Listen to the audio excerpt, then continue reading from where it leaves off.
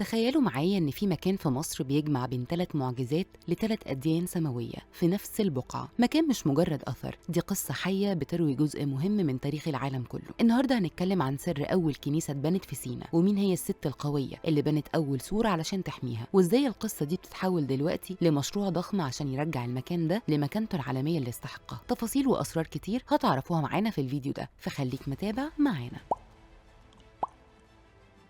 في البداية خليني أقولك إن القصة بدأت من شمال سينا، على الأرض المقدسة اللي فيها ربنا سبحانه وتعالى كلم سيدنا موسى، بالتحديد عند شجرة اسمها شجرة العلاقة المقدسة. ودي الشجرة اللي سيدنا موسى شاف فيها نار مش بتاكل الشجرة، وسمع صوت ربنا بيقول له اخلع عليك إنك بالوادي المقدس طوى. المعجزة دي خلت المكان ده ليه قدسية خاصة طبعا عند كل الأديان السماوية. ومع مرور الوقت وبعد انتشار المسيحية، المسيحيين الأوائل بدأوا يهربوا من الاضطهاد الروماني، وما لقوش مكان أفضل من البقعة المقدسة دي عشان يلجأوا ليها ويعيشوا حياة روحانية جنب الشجرة اللي شهدت المعجزة دي. في القرن الرابع الميلادي ظهرت شخصية مؤثرة جدا، الإمبراطورة هيلانا، والدة الإمبراطور قسطنطين، أول إمبراطور روماني اعترف بالمسيحية. إمبراطورة هيلانا كانت رحالة ومهتمة جدا بالأماكن المقدسة. لما وصلت سينا شافت الرهبان لأول مرة الأوائل اللي عايشين في كهوف جنب جبل موسى، وعرفت إنهم بيتعرضوا لهجمات متكررة من قبائل بدوية بتسميها الكتب التاريخية القبائل الهمجية. هيلانا قررت تعمل حاجة عشان تحميهم. سنة 330 ميلاديا أمرت الملكة هيلانا ببناء كنيسة صغيرة جنب شجرة العليقة، وكمان بنت حواليها سور صغير، ودي كانت أول كنيسة تتبني في المكان ده. والسور ده كان بداية حماية الرهبان، ده اللي كان أساس الدير الأضخم اللي نعرفه النهاردة. فضل الرهبان عايشين في سلام، لكن هجمات القبائل الهمجية زادت. علشان كده بعد الإمبراطورة هيلانا بحوالي قرنين جه الإمبراطور جستنيان سنة 545 ميلادية. جستنيان قرر يبني دير ضخم جدا أشبه بالحصن على نفس موقع كنيسة هيلانا. الدير ده هو اللي بنشوفه النهاردة، دير القديسة كاترين. هو مش بس مكان للعبادة،